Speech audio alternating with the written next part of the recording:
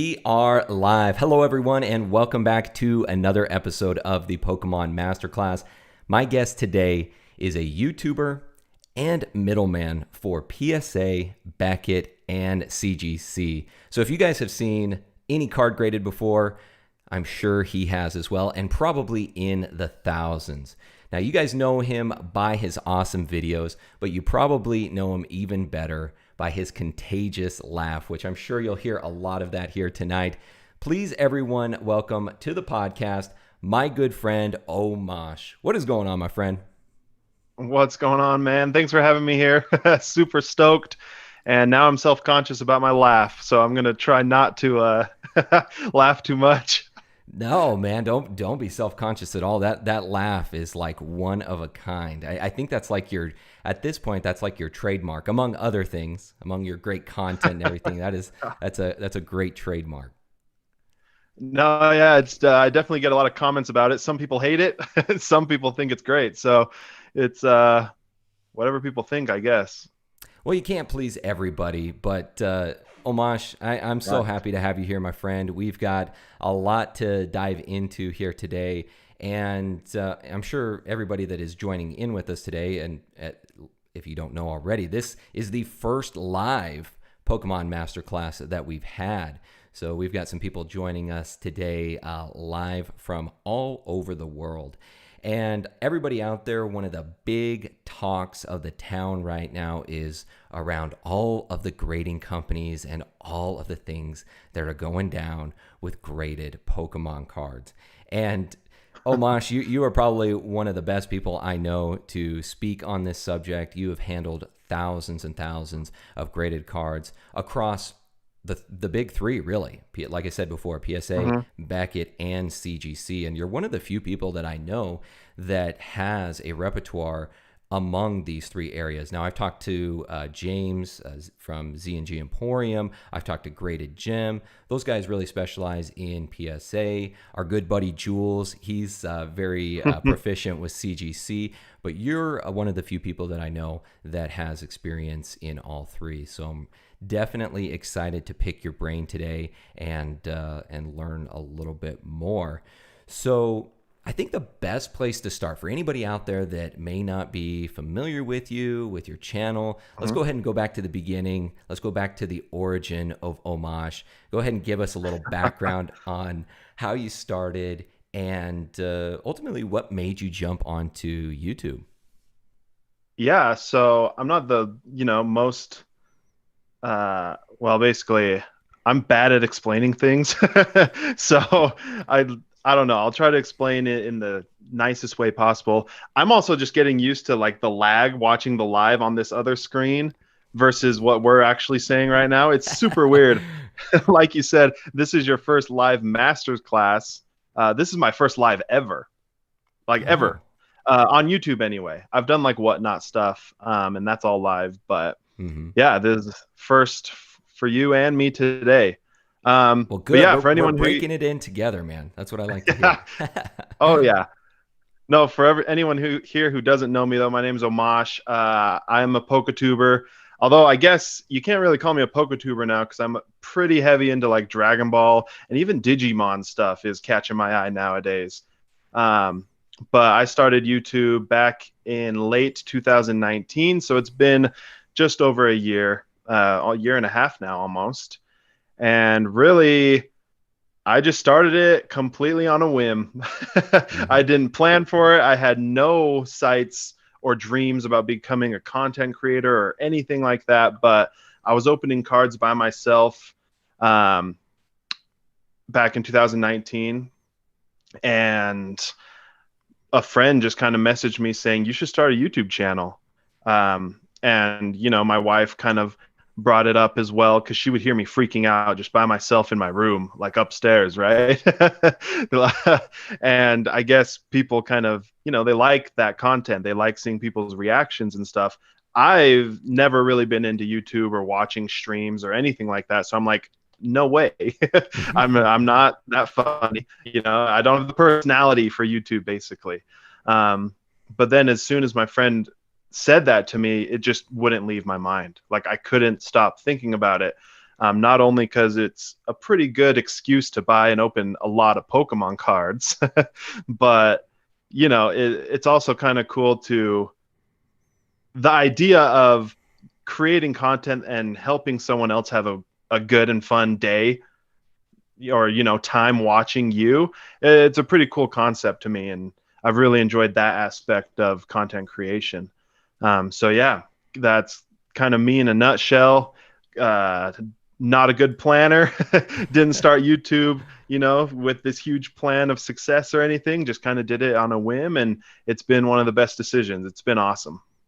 Well, I have truly enjoyed your journey, and I was actually watching you prior to starting on YouTube myself, and Oh, nice. it's been fun. It's been fun to see your progress and watch you grow, and the content that you've been providing. And you're just north of the border from me. You're located in Utah, Oh yeah, correct?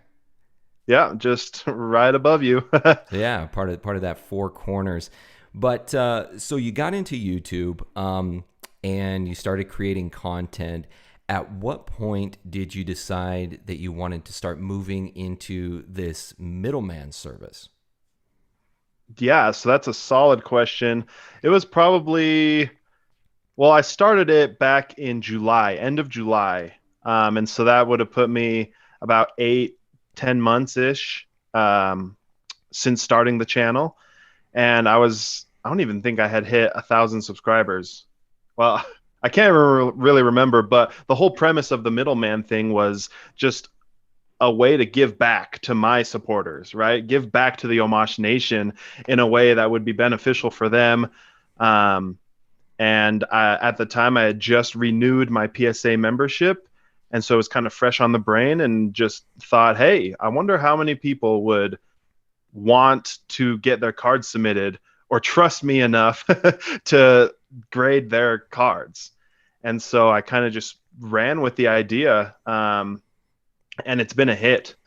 So Mm-hmm. many people love it. Hundreds of people have submitted, and it keeps on going up every single time. Mm-hmm. So, with starting that middleman service, what were the first steps that you took? Did you reach out to PSA directly, and did you have to fill out forms and information, basically stating that you were going to be a certified dealer through PSA, Beckett, and through CGC? No, so there is that process because the really big companies like Ludkins and Graded Gem and those guys, they actually have official partnerships, I guess you can say, with PSA. They even get little discounts from them, right?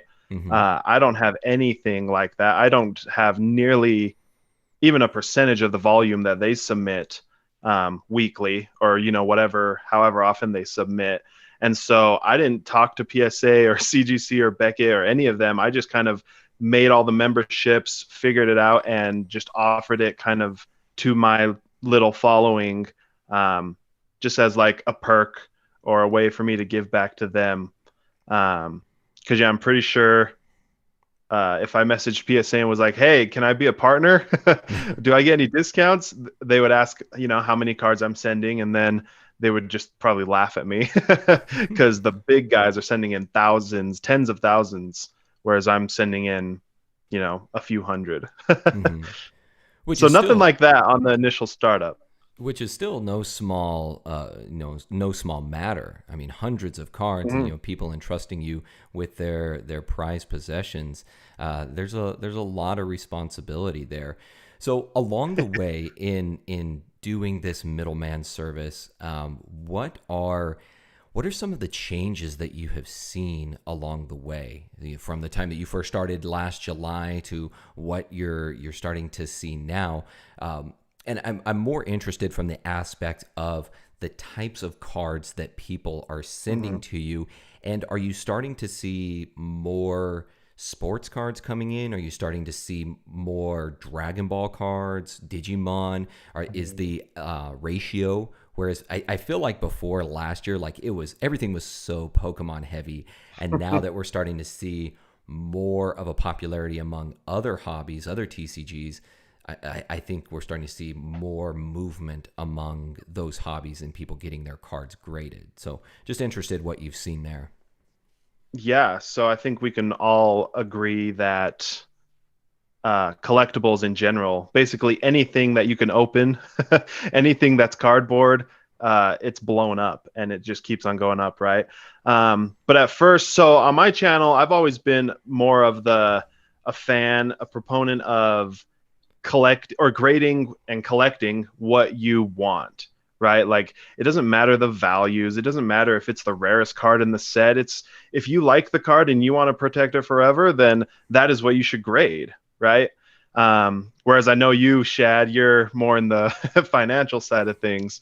So I think at the beginning I noticed just a lot of cards that people really cared about, right? Like some of their favorite cards. Whereas I would say near the December range where things were kind of really blowing up, you started seeing a lot more, I guess you can call them random cards. No card is random to me. I enjoy every single card, but I guess we can just call it that for the sake of this conversation.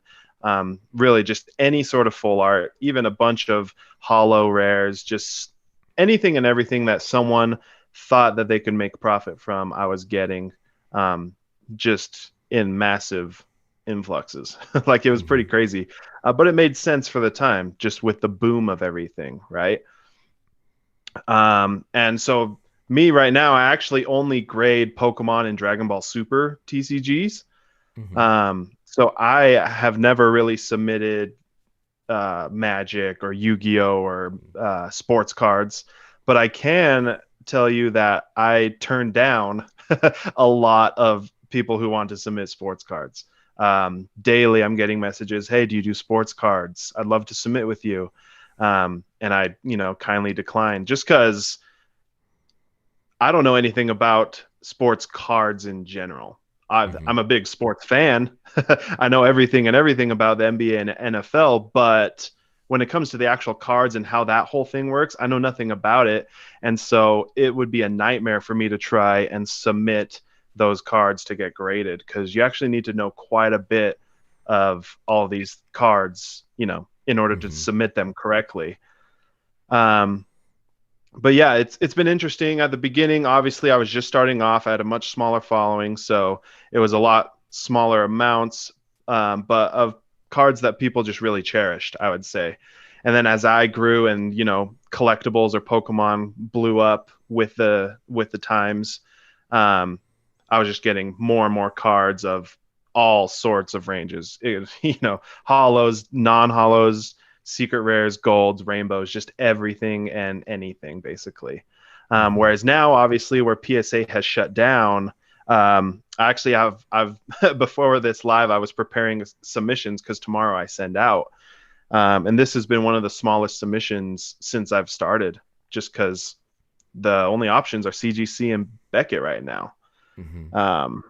So it has been interesting to see, the changes of the times, but for the most part, because they're all coming from the Omaash Nation, I feel like I, show and express that collecting is for you. Like there is no right or wrong way. There isn't just, you can only collect or grade super rare and valuable cards. You can grade whatever you want. Like grade, if you just love an artwork, get it graded, protect it forever. And so I think I've seen a pretty steady flow of just people who want to protect their cards that they love. Yeah, and that all makes sense. And it's funny because that trend, we haven't just seen that in the graded card realm, but really throughout, in my opinion, through Pokemon in general. We really hit the peak and the height right around the end of last year, and I have seen kind of a trough where we're kind of hitting a little bit of a dipping point now, I think, in the overall popularity of the hobby. And I think a lot of that has to do with the world opening back up, people going back to a lot of things that they were accustomed to doing before, and so less emphasis is placed on on Pokemon, and a lot of the eyes aren't on YouTube and online anymore like they used to be. Now, I'm also interested, with this trend that you were seeing near the end of last year, where it seemed like every single card out there was getting graded. Didn't matter what it was, didn't matter if, like you said, a lot of full art trainers, a lot of just regular rare or reverse rare cards being sent in massive quantities. It wasn't surprising to me when PSA finally announced that they were going to close, and they've done this before, and especially through people like Graded Gem have done it before. I was surprised to see how long they closed for, with it being basically 3 months that they're going to be closed. Like I said, I wasn't surprised that they did that to try to catch up on the backlog. What I'm really interested to hear from your perspective is, right now we just have Beckett and CGC, and I would wager that Beckett is probably in a very similar position at this point, like PSA. Oh yeah, and 100%. It's probably not long before CGC ends up in a similar position as well. So I definitely want to hit on that with you, of like what you think they will do to try to overcome that. But let's start with PSA. When they do in fact open up, they did announce, and you can correct me if I'm wrong, they announced that they would be opening back up, or they would start opening their various tiers, I believe, on July 1st. So they would go through and they would start opening up all of those various tiers. So value, economy, basically all of those bulk tiers. In my opinion, I don't think that they're going to. I think this is like an about face that they're putting out there to appease people, to kind of give them the hope that these will come back. And even if they do, I think that they're going to come back at a much higher price point for those. Yeah. Because if you think about it, and again, I want to hear your perspective on this. If you think about it, people were able to send in cards, and even if you were going and you were getting the basic, you didn't have a membership, anything like that, $20 a card, that the value that you can gain, the premium that is gained by having a card graded, can be 10x, 20x, can be huge. So to me, it wasn't surprising that they raised their prices, but in my opinion, those lower tiers, those bulk submissions, I think those are going by the wayside, and I think they're going to focus more on like really high-end cards, and that price point is going to be, it's going to be that. It's going to be suited for those high-tier cards, and the price point will reflect that. What do you think? So it's interesting. I would hate to see personally that PSA just gets rid of any sort of value options. Because in my head, that's just like the rich get richer kind of perspective, right? I just don't think it's fair. And whereas I believe that anyone should be able to get their cards graded if they really want to. Now, if I were PSA, I agree with you. I completely understand why they shut down, and I think it was necessary, but I also don't see how it's going to help. Like, yeah, they can catch up on the backlog, but as soon as they open, they're just going to get so many cards, and they're just going to have to keep going. The wave is just going to be huge. So I don't know if they just are going to plan on, keep on doing these little shutdowns every now and then. I don't know what they plan, but I can definitely see that prices, I don't think they will go back down. If they do open back up the value service, I believe it'll probably stay at $20 versus the 10. I don't know how frequently or how good of a special they'll give, because they have quarterly specials, and usually they're either $10 or even less. They've had Pokemon cards for $7.50 with one of their specials last year. I don't really see that happening, but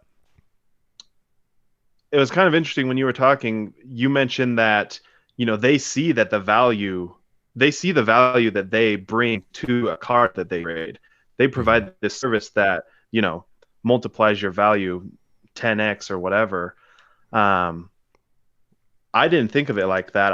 I just thought of it as we're so swamped. We need to come up with something to kind of help us, uh, slow down the number of cards coming in so that we can keep up or even catch up. But it is interesting thinking how what you said, because they have to be thinking about that. Why provide a service that does so much for the customer for so little, right? Mm-hmm. So definitely interesting, and I think I agree with you. It does just kind of suck admitting that, hey, if you want to get your cards graded, then you do need to pay more because the service is unreal right now. Because what happens if, this big boom kind of goes away? Will PSA be like, oh, our service isn't as good anymore, so we're going to bring the prices down for all of you? Or will, like, how do you combat that? Mm-hmm. I really have no idea, but yeah, it's definitely interesting what PSA is going through. From what I've heard, it doesn't sound like they want to keep on hiring more people, keep on purchasing new facilities and stuff. So because of that, it does make me think they do only want to, what's it called, grade like the higher end stuff. Mm-hmm. Um, like, why else wouldn't you, expand? Right. Right. But who knows? It's wild times. It is indeed, and what I'm wondering here is if they do in fact bring back like the economy and they bring it back down to $20 per card. I wonder Mhm. if they do go that route, if they will then place a threshold on the amount of cards that you can actually submit. Now, that's probably not going to deter somebody because they can say, okay, let's say the threshold is 50 cards. Well, they submit 50 Mhm. cards and then they'll go back in, create another submission, submit another 50 cards. So I don't know that that Right. would necessarily help, but looking at it from a financial perspective, from their business end, if they charge, let's just use easy numbers here. If they charge $10 a card and they cap it at $50 a submission, um, or Mhm. excuse me, $10 a card and they cap it at 50 cards per submission, that's $500. They could very well charge Mhm. $50 per card and get 10 cards in a submission. They're making the same amount of money and they don't Right. have the same amount of volume going through their facilities.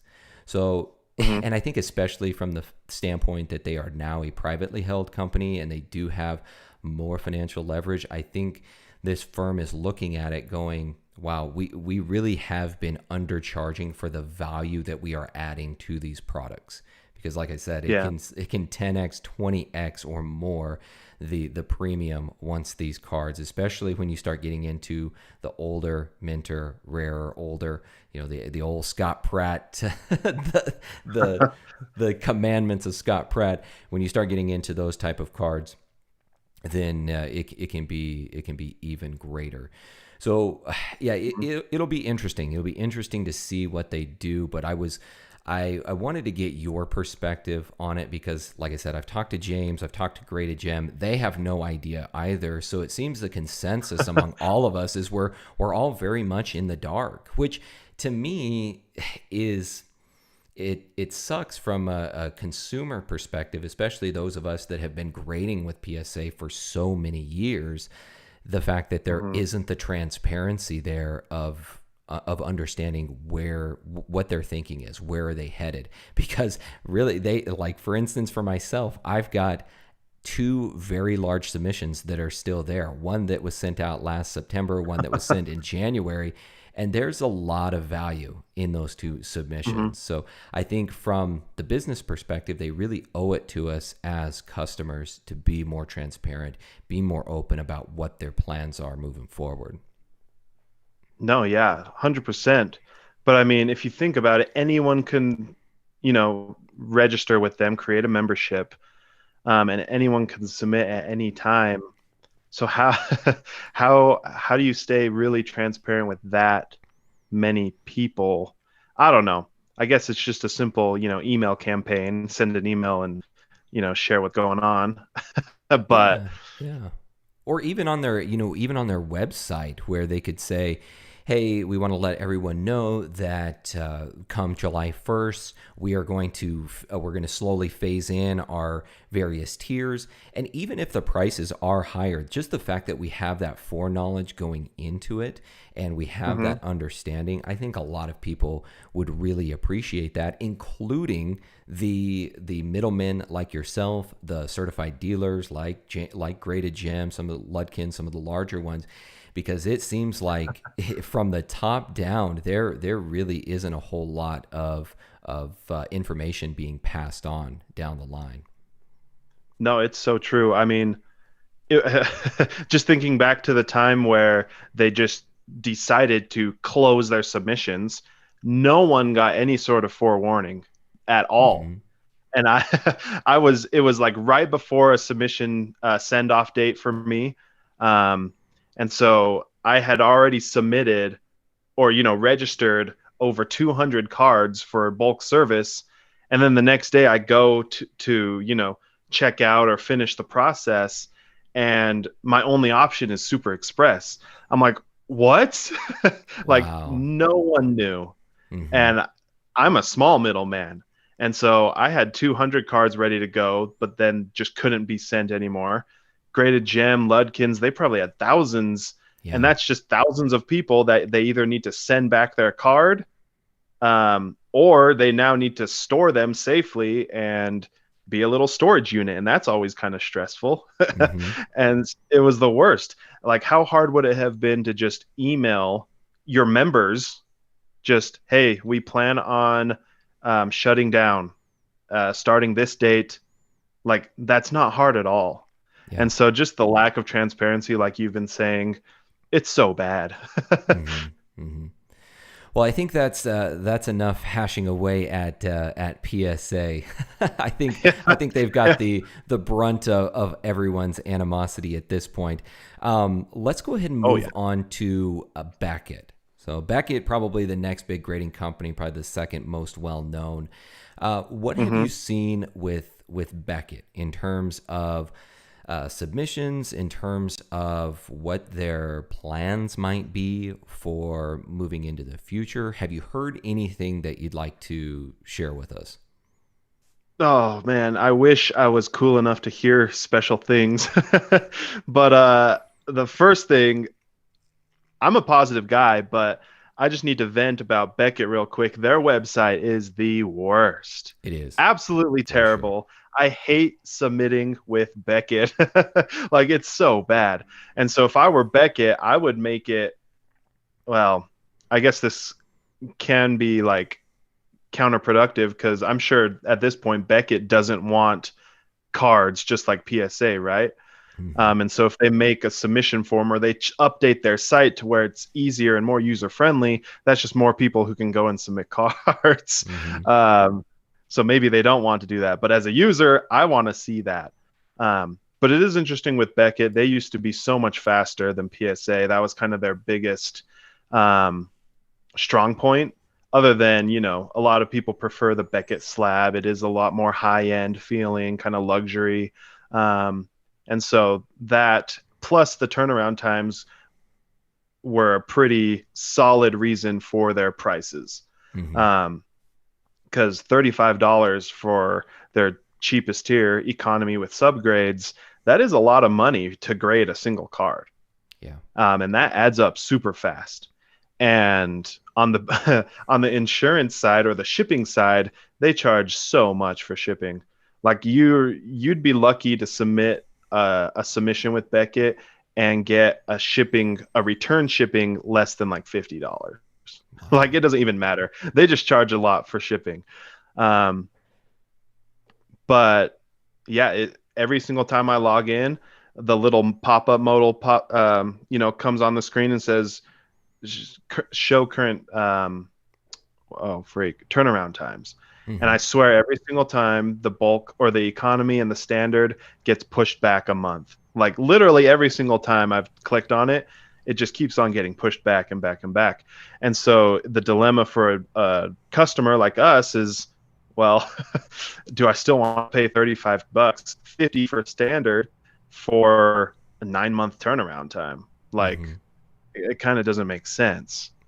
So if I'm Beckett and even CGC, which I'm sure we'll talk about later, it's hard to live behind the pricing when you can't really give the service that you initially offered, Mm-hmm. right? Um, so yeah, I wish I knew what Beckett was thinking. I'm sure they're just frantic and thinking of doing a shutdown like Mm-hmm. PSA, but I honestly don't know just because I have no insides with them. I'm just a lowly middleman who submits cards. But so, from a ratio standpoint, have you been seeing more people submitting? I assume the answer to this question, but have you seen more people still submitting with PSA versus Beckett? Yeah, so Beckett, even when I opened it up, because I got a ton of feedback saying, we want Beckett. When will you send to Beckett? Because at first it was just PSA. Mm-hmm. Um, and so because of the feedback, I was like, hey, let's open Beckett. And I was expecting a lot of cards.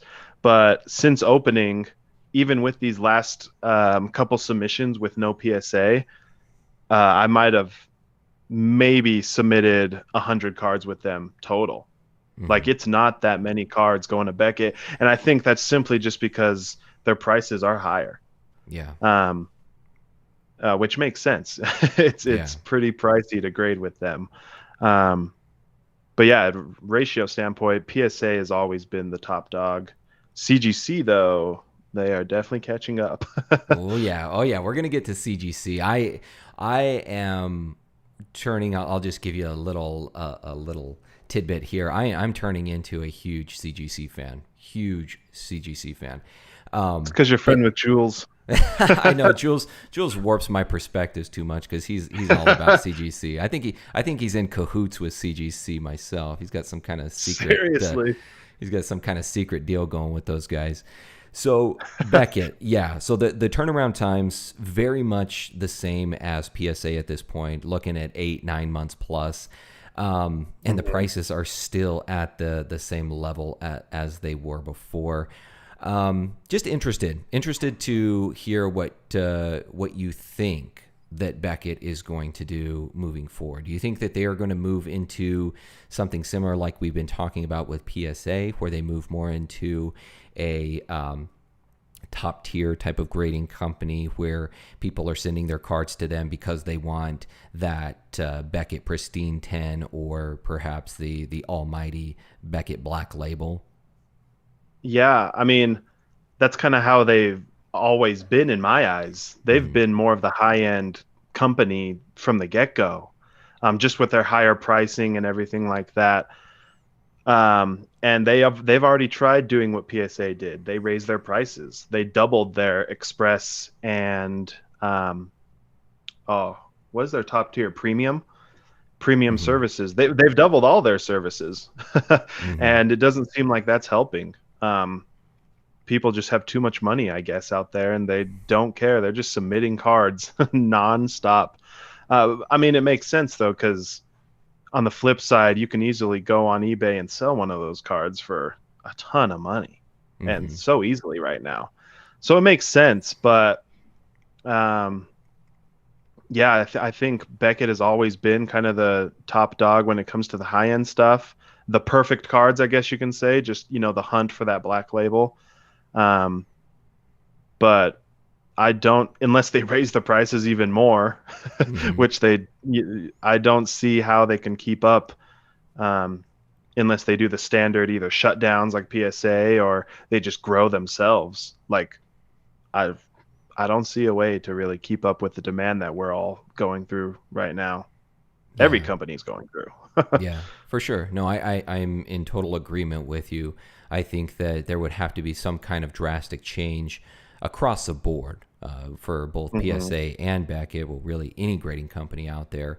Um, and we'll get to CGC. I think CGC is doing a much better job, in my opinion, and I think it's based upon the actual structure and their grading process. But yeah, I think that for Beckett and PSA, they haven't given any indication that they are wanting to change whatsoever. It seems like they are fine and good with sticking to the same process that they've used for the last 30 years. So it'll be interesting to see how they adapt. So let's go ahead and move on to the new kid on the block. Let's move on to the one that excites. I think it excites you more than anything as well. Like I remember when Jules and I had you on our podcast before, and we were just getting into CGC, and I don't think you had been doing CGC middleman services for that long at that point, had you? Yeah, not too long. I had just started maybe a month or two. So new to CGC myself. Yeah. But let's go ahead and dive into them. So CGC, new kid on the block, haven't been around very long, really specializing in Pokemon, Magic. Have they moved into other TCGs at this point? I haven't really kept up with that end of it. So I've heard they have opened up a sports section. But I still don't see a sports option when I'm submitting cards. So I really don't know if that's live or how to submit sports with them, but they're definitely working on sports. I do know that, which is a huge task. Oh, I can imagine. Yeah, I can imagine. Now, what have you seen? Let's get into some of the specifics here. What have you seen in regards to turnaround times with CGC as things currently stand? So, man, it's sad because it was either a story or a tweet. I was just laughing because they had recently upped all of their turnaround times. And so I just posted a little screenshot and was like, remember when CGC was laughing at PSA for their return times? Whereas now they're basically the same. So it's funny how, karma always comes back. But yeah, overall, so CGC is interesting because their top tier, their walkthrough, I think is now $75 per card, which is super cheap. And you'll get that card back in like a week, maybe 2 weeks. Wow. So the price to grade and the turnaround time are pretty good with CGC. But just like any other company, if you get down to the lower service levels, you're going to be waiting 6+ months for your cards to get back. And I only see that going up, as time goes on. So they're dealing with the same exact problems everyone else is. But we've talked about this before, and I've heard you talk about it with other people you've brought on here, but they have a lot faster process from what we believe. we know they're using some sort of computerized process in some aspects of their grading flow, whereas Beckett and PSA are still pretty much strictly 100% human grading.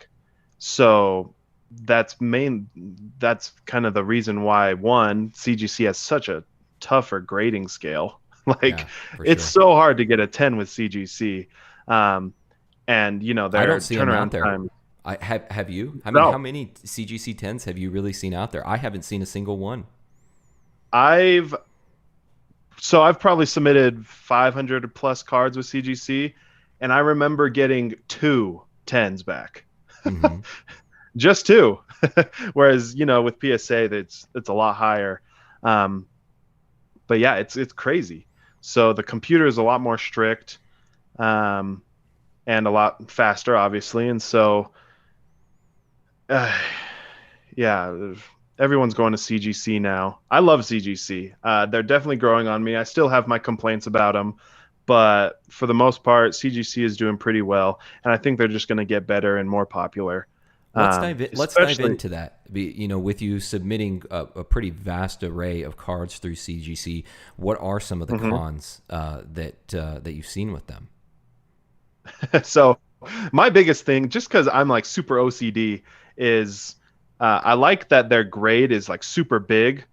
I wish I had a CGC slab right next to me, but it's always off center. it is not centered in the box that is provided for the big grade, and that just drives me nuts. Like, so crazy. I have gotten over the color of the label. I actually really like their blue label. And kind of the gloss shiny finish they put on it. Um, so the label doesn't bother me as much, but that was my biggest thing. The centering for the grade, and I still think they can make their label look so much better. But yeah, that was really my biggest complaints with CGC.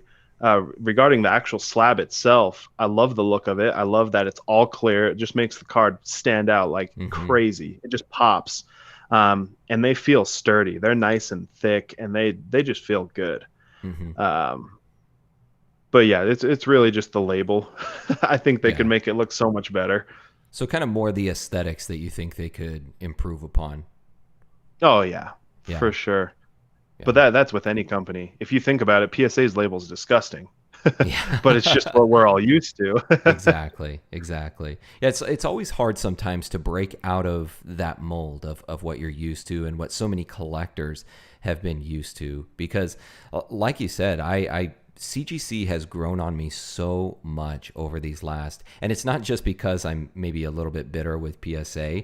I've never really done a whole lot of grading with Beckett, admittedly. I've had a few cards graded with them, but again, it was mainly because it had come back in a PSA 10. That particular card come back in PSA 10, and I thought it could potentially get a Beckett Pristine 10 or perhaps even that black label. So not a whole lot of experience with Beckett. I do really like Beckett's labels. But yeah, CGC, I totally agree with you. The cases, the sturdiness of the cases, how they feel in your hand, feel fantastic. And I think a lot of that comes from the fact of them grading comic books, because they're probably used to having a little bit sturdier cases for the comic book realm, and they probably just downsize their molds to the to the cards. No, exactly. And I have a couple. I'm no Jules, but I have a couple graded comics by CGC, and they're thick. Like, they are sturdy. They feel pretty sweet. So those are kind of some of the things that we've discussed before that we think that CGC can improve upon. But from my perspective, CGC is really in a very good position right now. It's interesting to me that their turnaround times are somewhat on par with Beckett and PSA, because we do know they have that algorithmic or computer-based grading along with human grading. And I mean, 6 months, that's a little bit better than the 9 months or more that we're looking at with Beckett or PSA. So it is slightly better, but you would think that there would be even more expediency there with the computer-based grading system. But I'm interested to hear your perspective as well on the things that you're most excited for with CGC, and also some of the areas you think they can break into where they can really set themselves up as maybe the premier grading service and trump this long-held title that PSA has had. Yeah, I mean, I think it'll take a long time, but as soon as people realize or really get behind the fact that a CGC 10 is like a true 10, then I think values will skyrocket. Because that naturally, that would just mean a 9.5 and a 9 is also a gem mint card. Like, they're super valuable. Whereas unless it is a 10, we see some 9.5 selling for similar prices, but for the most part, if it's not a 10, it's a pretty drastically lower value than a PSA or Beckett equivalent. But you mentioned that it seems like PSA and Beckett just aren't really up for change, right? Like, they're completely set in their ways, laying back in the lazy boy. Whereas CGC, they've already taken a step towards what I think needs to happen in the grading world, is being automated, being computerized. We don't know how much of their process is computerized, but we do know that it is a part of their grading process, and that is what makes it I won't say a lot faster anymore, but faster than PSA and Beckett. And so because they already have that, I think they already have in mind and in sight that this is the road we need to go down. And we already know a piece of it. Let's really put our money and focus on finishing that process. So then we could potentially get to completely automated grading where, potentially no human is needed. I personally would like to see, you can call it a master grader, be like the final one after the computers to like a grading sommelier. Yes. Oh yes, if this I is held such that a fine title, year. if I held that title, it would be so cool. Oh, for sure. But yeah, I think that's totally what CGC has already started. That it seems like they're already going down that road, and so that's what people want. It's pretty obvious to me now that people don't care how much it costs to grade a card. They're willing to fork up whatever is necessary, but they just want their cards back in a somewhat relatively quick time. And so CGC currently kind of gives you that option. It is cheaper than everyone else and it's faster than everyone else. So what is there to really complain about? There is a lot to complain about, especially for those who, are PSA or die or Beckett or die people, only care about the value of the cards. Then yeah, we can argue about that, all day long. There's so many different sides to it all, but I think CGC is killing it. And I think they're going to figure it out way faster than PSA and Beckett. Well, and I think that people have to learn how to adapt. They have to learn how to change. And, recently, in fact, the last podcast, I had the pleasure of speaking with Gary King Pokemon. And you want to talk about somebody that should be a diehard PSA fan, it would be Gary, because not only was he one of the big factors in bringing Pokemon from Japan over to the United States, but he was also one of the pivotal factors in having PSA as like the gold standard for Pokemon cards.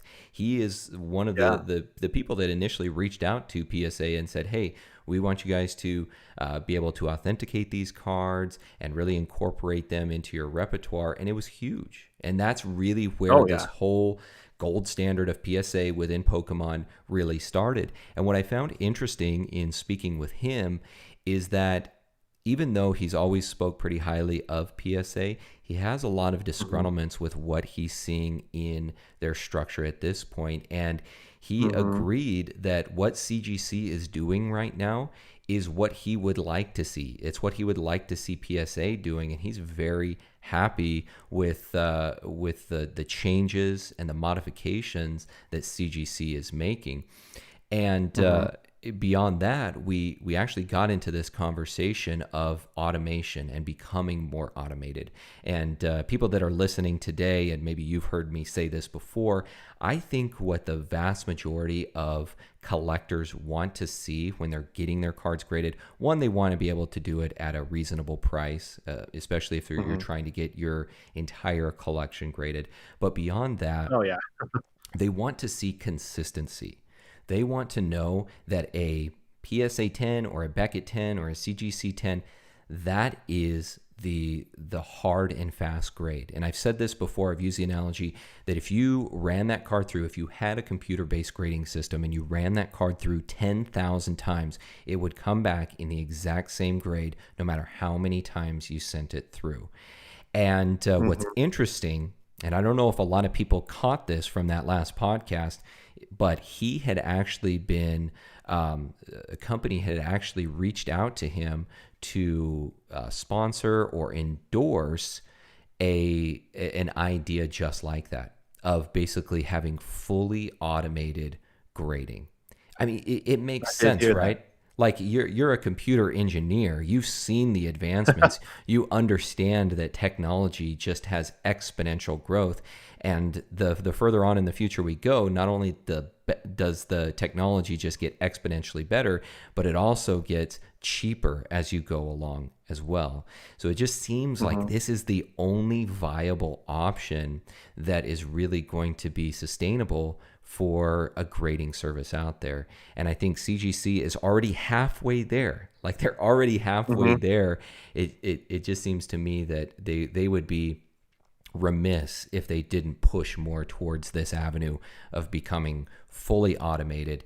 And in doing that, it would lower their prices substantially because you don't have the same amount of overhead that you have to maintain as a company like PSA or Beckett. No, yeah. I remember watching your podcast with Gary and him talking about that, and I was like, oh my gosh, who could this be? What is going to happen? Because, me being the software developer, I have actually had multiple conversations with other developer friends just on the technologies that are currently around and like, would this be possible? Like, how hard would it be? And to quickly summarize those phone calls, it would be hard. Really? Like, there's so many different factors. Just a quick example. How do you give your computer the perfect card to grade off of, right? How does the computer know, is this version? Like, think of all of the different versions of base. Obviously, you can tell if it's a first edition shadowless or unlimited, but then with the unlimited, there's a 2000 print run, or there's 1999s, and they're kind of different. So does that mean I need to have a gem mint copy that the computer knows of the 1999 run and a gem mint copy of the 2000, and that for every single card ever made? Or how can you really distinguish what that gem mint 10 or any grade is if I'm just a computer? Because the computer or the code or whatever you want to call it needs something to compare it to. Right.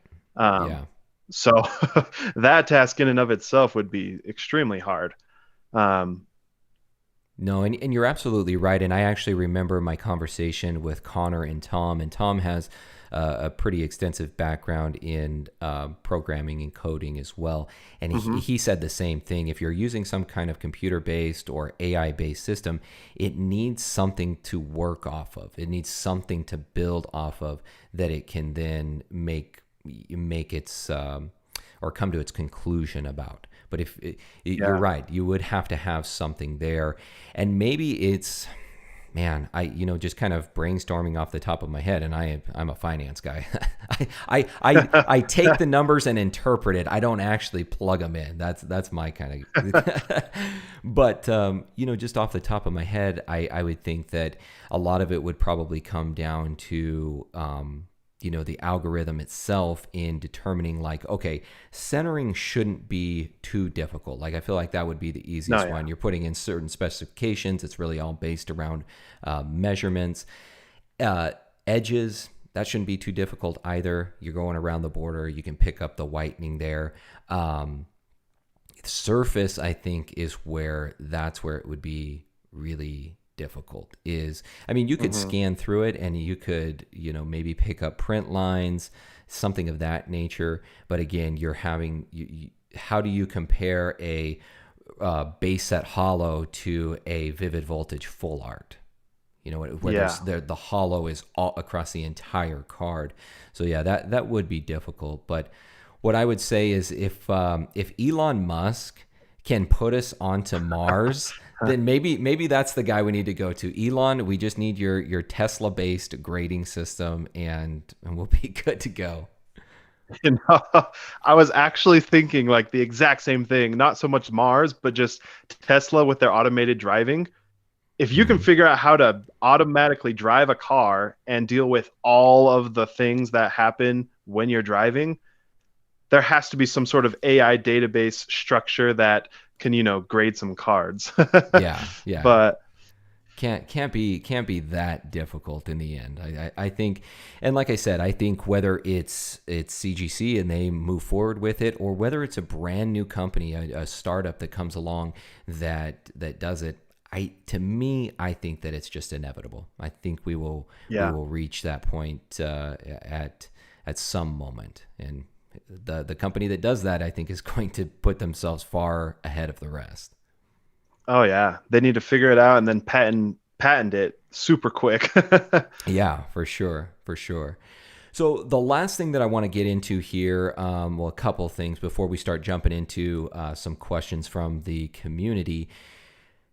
We've heard this term kind of thrown around out there, and I think actually Pokemon Radar was the one that actually coined it, but we've heard the term junk slab thrown around there. Oh yeah. And everything that we've been talking about today, I think that could be perhaps the demise of what we've called the junk slabs, where people aren't submitting everything, where the costs associated with grading would outweigh any premium that would be garnered on actually having those, those bottom tier cards graded, those modern full arts, things like that. Do you think that we will transition out of this? And if we do, what is going to happen to all of that inundation of cards that come back over the course of this next year? Do you think that the prices are just going to tank on them? Do you think that you're essentially at that point just have an encapsulated card? I'm interested to get your take. No, yeah. I mean, I have to share that I just hate the term junk slab just because I'm so for the thought of grade what you want to have graded, But I completely understand where junk slab comes from, and I can see it all and the reasoning and all that stuff. But me personally, I just hate that term because I like to say that I'm a collector, and so I'm not just grading cards to sell them off and make money. So anyway, that was beside the point. Well, it's interesting. I'm already seeing that, right? Like we already talked about, everyone was sending me whatever card they wanted. It didn't even matter, just because the prices were good and they wanted to get them graded for whatever their behind the scenes purposes were. Whereas now, other than, maybe some CGC bulk cards, people are only sending me the bigger chase cards of the sets, or more valuable and expensive or mint cards. Whereas people were sending me, it didn't, PSAs 1 through 6. It did not matter. So we're already kind of seeing that, which makes us think the junk slab era will end eventually. But then you think of, there are millions of cards right now at PSA and all these other companies that still need to be graded and get back to their owners. And so this junk slab era is really only beginning, because all of the cards that are currently at these companies are what people would classify as those junk slabs. But yeah, I think eventually, especially if all these companies just keep on raising their prices, it'll only mean that we're getting the high-end stuff sent to them in the first place. And so no junk slabs around. Well, and here's just a thought experiment here for 1 second. So all of these cards, these lower tier cards that we're calling junk slabs, in the sense that they're not going to have a value, a strong value attached to them once the inundation of products come back onto the market. Well, if we do transition into a period of time where it's much more difficult to get products graded, just from the standpoint of price and pricing people out, will we at some point have more value placed on those cards because they may be the only cards that are actually getting graded from that particular tier? So maybe 10 years in the future, people are like, maybe 10 years in the future, the cards that seem junk now are actually much more valuable, just from the standpoint of their time in the market, or just the amount of time that has elapsed. But to me, just kind of thinking about it, we may move into that period where those type of cards aren't getting graded anymore. So at some point, people will actually look back and say, hey, I actually would like to have one of those cards that are graded, because everything else out on the open market is just in a raw card, ungraded form. So perhaps at some point, those junk slabs may actually garner a premium. Well, yeah. I mean, I think that's already happened. Think of all of the sets after like EX, Black and White, like level X cards, they're all super low pop just because the majority of us who are collecting now, we weren't into Pokemon back then. And so we kind of already see that right now. There's that era of like 2005 or so up to, I don't even know, 2012, where the populations, like those cards just aren't available graded. Even raw, they're super hard to find. They're super rare cards. So I think that kind of answers your little thought that you just brought up, that, yeah, especially if, full set collectors, you're going to need a card that might not be popular or whatever to get graded because you want to collect the whole set in, PSA or whatever it is. So yeah, I think it's just going to be a constant cycle of this up and down, and people are going to grade a ton, people aren't going to grade a ton. But yeah, it's interesting to think about. Yeah. Well, and that's really, markets in general. I've been involved in a lot of various markets, from financial markets to real estate to even I work in power trading now. So I work in the energies market, so buying and selling of electricity and power. So this is something that you see throughout all markets, is this ebb and flow, the increase, the decrease, the demand, the supply. Like all of these things are so interwoven in all these various markets, and collectibles, and more specifically Pokemon, certainly isn't excluded from that. Well, it's interesting too, because a lot of people don't see the Pokemon hype going down, but eventually it has to go down. I mean, that's just kind of how it works, right? I would argue that we've already seen it. I think that we've already seen a dip in Pokemon, and I think that you're starting to see it across mediums like YouTube. I don't think that the same amount of people are as interested or as enticed by Pokemon. I think a lot of the more fickle people who came into the hobby during the hype, during the Logan Paul days, a lot of those have exited at this point. So we're starting to get back to where we were around like 2019. Now, that's not to say that this won't, we won't see a rebound. And I've got a video coming out this weekend talking about like my predictions for the third and fourth quarter of this year. But again, we're starting to go back to a little bit of normalcy in life. We're starting to get out of the pandemic. People are starting to do the things that they've done in the past. So I would say that it has subsided to a certain degree, but you're right. It can't Pokemon isn't like the technology that we were talking about before. You don't just have exponential growth forever. Eventually, it does come back down. It stagnates. It drops. It comes back up. It's this constant ebb and flow cycle. Oh, yeah. Well, even, I don't know if you're on TikTok really, but I hear that's where all the kids are now. I hear all the kids are on TikTok now. It's where all the cool kids are, man. Oh, okay. Well, I'm definitely not cool, so that makes sense. No, I formed this little friend group from TikTok, and we're always talking back and forth. And we've just noticed that TikTok is not sharing Pokemon related content like it used to. Like we all kind of blew up, some more than others. But Pokemon, it was super easy to get tons of views on TikTok.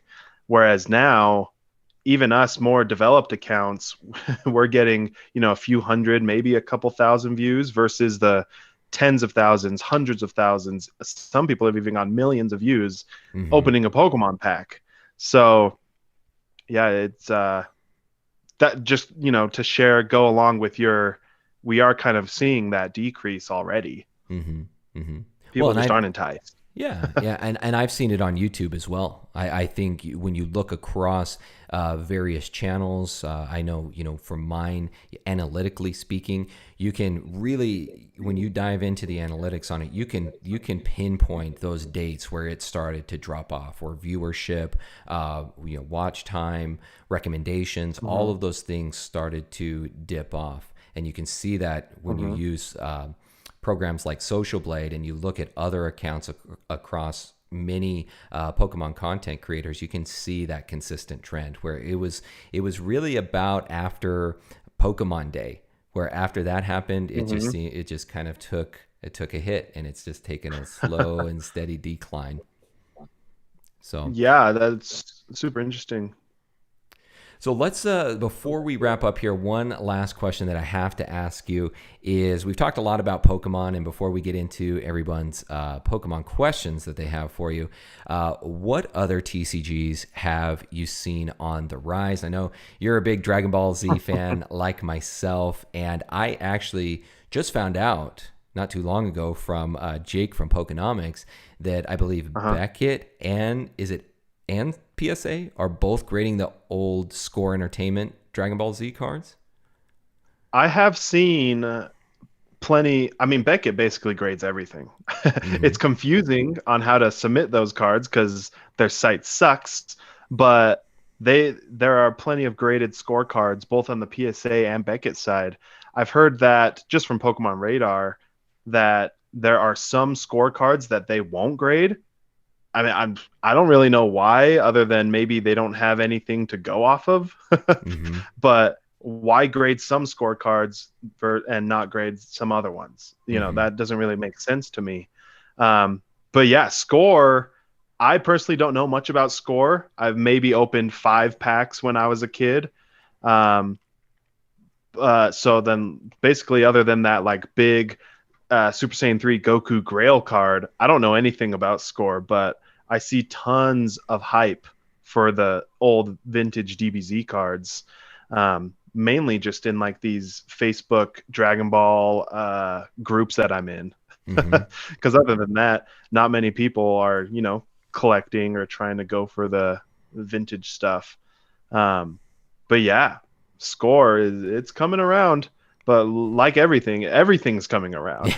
Yeah. Well, it's so funny you mentioned that because last year, I believe it was in about May, I remember seeing some of those Harry Potter booster boxes on eBay. They were going for like $40 or $50. Now those same booster boxes like well over $1,000. Just insane. Oh yeah, insane. It's nuts. Even like Naruto cards. Naruto was so cheap. And now the boxes are just, they keep on rising and rising. It's wild, man. I wanted to bring up Dragon Ball Z because I had been saying for a long time, people would ask me the question of, you know, what other TCGs do you see that have potential? You know, beyond the obvious of like Yu-Gi-Oh! And Magic, what other TCGs do you think have potential and are kind of dark horses? And I always said that because at the time, as far as I'm aware, because it was a dead hobby, because Score is essentially no longer around, they couldn't authenticate the cards because there wasn't a company to like back that, something to that extent. But I always said that if you could get graded Dragon Ball Z cards from Score, that would probably be the next big TCG. That would be the next big vintage boom. And I have to say, from my childhood, people may not realize this, I go by PokéNav, but from my childhood, I have way more Dragon Ball Z cards from Score than I do Pokemon. Like just binders and binders and binders full of those cards. No like sealed products or anything, but yeah. Yeah. No, that's so awesome. I wish I did, but you know, growing up, I never had money, or my parents didn't have money to like fund all this stuff. But I love Dragon Ball Z more than Pokemon. That might hurt some feelings, but that's just how it is. I watched it so much more, and it's just, I don't know, it's just so much cooler. But TCGs, I see a comment here, just Metazoo, you know, it's the hot topic of, you know, right now. And I don't know too much about Metazoo. I haven't really spent the time to watch all the different videos on what Metazoo is, but it seems like people like it. Me personally, I only really dive into things that actually mean stuff to me. I agree. I agree. I obviously don't open Yu-Gi-Oh on my channel or anything like that, but I loved Yu-Gi-Oh as a kid. And so if I have a chance to get a Dark Magician or a Blue Eyes White Dragon card or something like that, I'm going to do it just because I love it. And obviously, Dragon Ball Z is still a huge part of my life. It's one of my favorite animes ever. They have a current TCG, so why wouldn't I open it? And it just so happens that TCG is also blowing up like big time. Yeah. Like it's been insane seeing the values of some of these cards. Another person just commented Digimon. Huge Digimon fan when I was a kid. Like literally, wake up in the morning, Pokemon would be on, and then right after it was the new Digimon episode, and it was just the best morning ever. So and the Digimon cards are actually pretty awesome. I don't know if you care about Digimon or have seen them, but they are nice. No, I never dove into Digimon. I always saw it as the cheap knockoff of Pokemon. And so I always had like this bitterness towards Digimon. I always thought they were kind of ripping off Pokemon, but you want to talk about a ripoff, I would say Metazoo is probably the biggest ripoff of all. They've basically just taken everything that we have seen that has made a TCG popular and just tried to mash that into one, with the first edition boxes and all of these things. Yeah. And people have asked me the same thing. What do you think about Metazoo? And I just say, look, that fact taken together where they've just basically trying to take everything, they've taken all the things that have made great TCGs, they've brought it together, but they've done it in the most popular time probably ever for trading card games.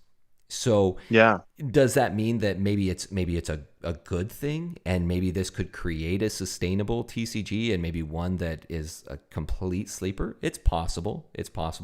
But I think, at least from my perspective, I think that it's just it doesn't have, because if you think about all of these other TCGs that we're talking about, like these are big, like multinational brands that encompass various aspects to their company. So like, for instance, Pokemon, you've got games, you've got the anime, you've got the trading card game, like all these things. Dragon Ball Z, you've got the anime, you've got the TCG, you've got the games.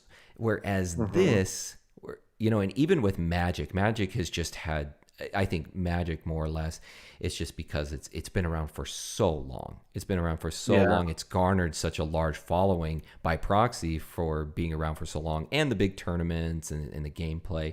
Whereas this is all it has. It's got this card game, and it doesn't have that long history. It doesn't have all of these different facets to its overall brand, and that's why I'm uneasy about Metazoo. Yeah, I mean, I just have no desire to look into it because I have no reason to look into it. Yeah. It does not intrigue me at all. Even stuff like Flesh and Blood. I watched a good friend of mine on Instagram open some packs live, and he pulled one of the best cards in the set, and it was just like a rock. Yeah. And I was like, and it had a little hollow foil. I'm like, how is that cool? Like, it just brought no excitement to me. And granted, everyone is different. If you love Metazoo, then go for it. If you love Flesh and Blood, I'm all for it, but it's just not for me. So I'm not going to spend my time really, diving deeper into it, because to me, that's just a waste of time. But I agree with you. I mean, obviously, you always have to start somewhere. So maybe Metazoo just decided to start with their TCG, which is probably a good move just with how popular cards are right now. But yeah, I think no matter what, we can even take this back to a grading company. What if a grading company came out with all of the technology to 100% make their process automated? You're gonna get thousands, millions of haters on that company.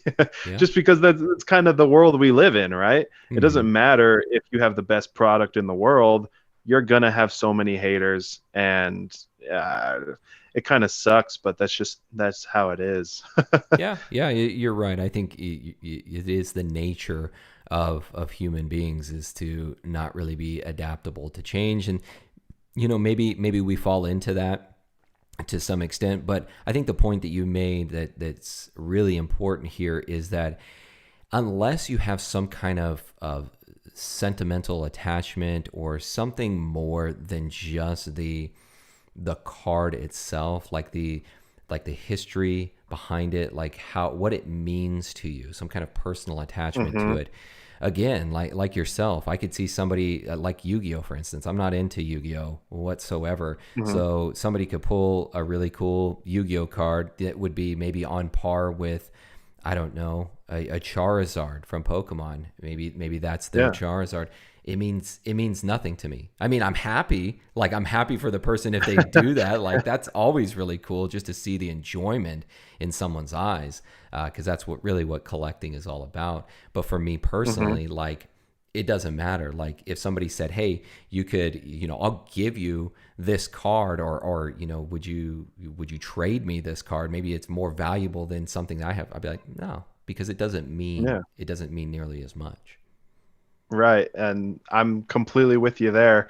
Um, I used to play Magic when I was a kid. We were probably playing it incorrectly, but it was super fun, and then it just kind of died, and I haven't cared about Magic since. But I heard Magic is going to do a collab with Lord of the Rings, and I love Lord of the Rings. Wow. And so I'm like, I will buy that set and open that up just to see what it's like. So things like that, can excite me, but yeah. Metazoo, just nothing for me right now. Yeah. No, I agree. All right, I think that is a good point to maybe jump over and see what kind of questions we've got from the community. Let's see here. And if anything jumps out to you, by all means, take it away. Let's see. I just see a bunch of people speaking French right now. I know. I wonder what had Jules has got him all worked up. He's throwing the French down on us. Jules, here. Man. He's probably talking smack about the both of us, and we don't even realize it. Oh, he probably is. That's what my parents do with Japanese. All right, Oscar Ramirez, do you believe that cards graded at CGC have higher grades when converting, comparing it to PSA scale? I know Omaash has done some videos on this, and I just want some insight over this topic. So you want to go ahead and start us out with that one? Yeah, so higher grades when comparing to PSAs. So I assume he's talking about like their grading scale is tougher than PSAs. I think that's 100% just facts at this moment. Like, we've seen so many cards now come back from CGC, and it is a rare sight to get a 10. You do not see those gold digits very frequently when it comes to CGC, whereas with PSA, 25, maybe depending on the sub, 50% comeback is 10s. So from my experience, CGC is much stricter, and I honestly don't know if that's just a company decision overall. They, instead of the 60-40 centering being allowed for a 10, maybe it needs to be what is it? My math is terrible right now. Maybe 70-30, like 80-20. 80-20. Yeah. So maybe it's a business decision, but yeah, CGC is so much tougher. No, I totally agree. And it's interesting that we still, and I think, again, it's just because of PSA's history, but it's interesting to see that the reflection in price hasn't become more congruent. So an equivalent, CGC 8 to a PSA 8, there's still a pretty drastic price discrepancy there, with PSA holding the higher value versus CGC.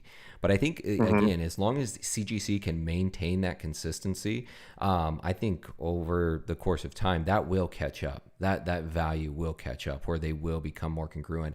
And again, like everything that we've talked about today, I think that by some point, CGC could very well pass them up and really hold that higher value. Maybe again, if PSA moves to that gold standard, maybe a PSA 10 or a Beckett 10 or Black Label 10, those will always hold like maybe even more value, because that's all that they're really going for with those companies. But it is still the way that things currently stand.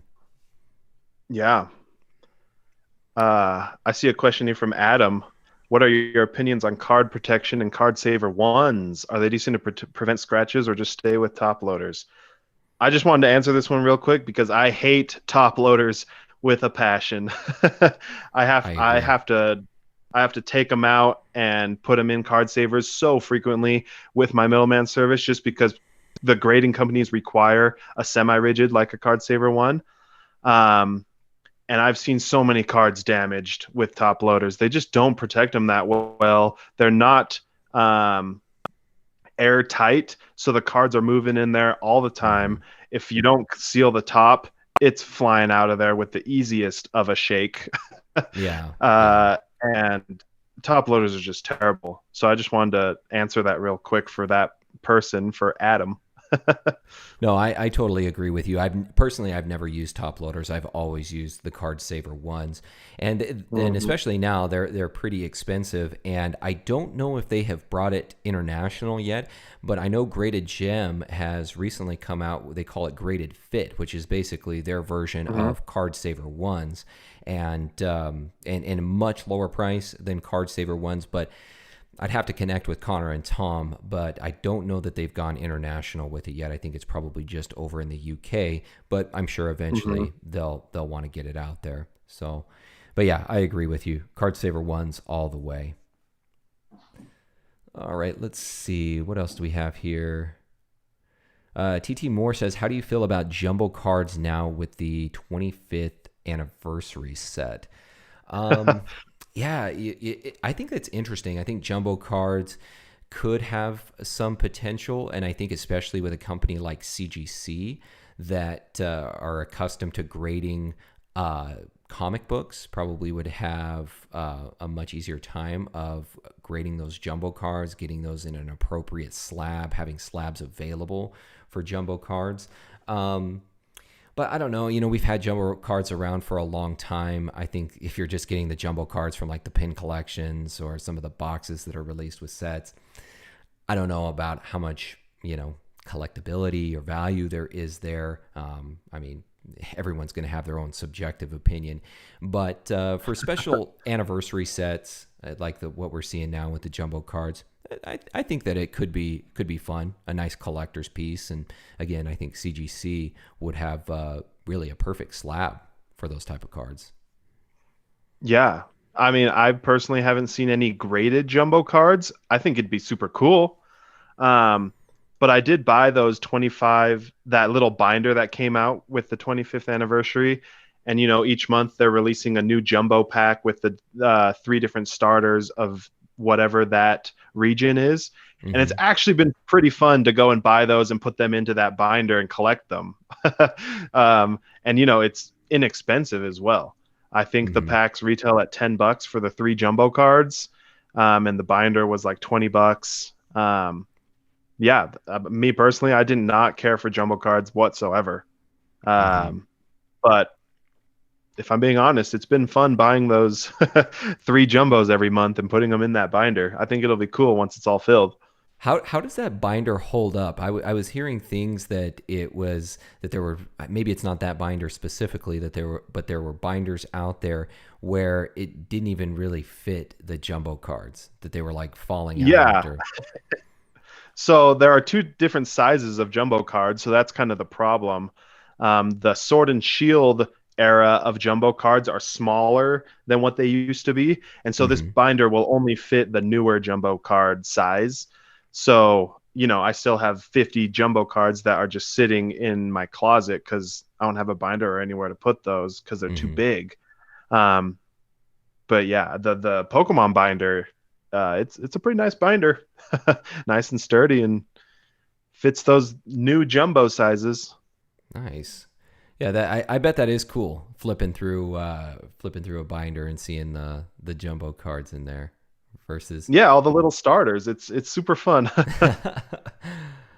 All right, let's see. Let's get to one more question here, and then we'll go ahead and wrap things up. I'm not seeing any that are jumping out to me.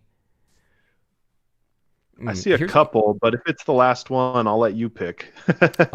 Anthony has an interesting question here. He says, "Is the shadowless card run count really much lower than first edition base set?" Now, I guess I'll answer this one. based upon what I have seen and also what I have heard from people like King Pokemon, it would suggest that Shadowless, at least from a population standpoint, does seem to be more scarce than first edition. Now, we can see that on the population reports when we go to PSA or Beckett or any of these sites. The population reports for these are, for pretty much across the board, are lower than first edition base. So, I mean, I don't have any, I can't give you a 100% certain answer on that. But if a guy like Gary is leaning more towards that, then I'm probably in that same boat as well. Yeah. Well, if you think about it, think of back then when they were actually coming out and people were going to stores and buying them. They had the first edition run and it was awesome. Everyone trying to get them, people loving it.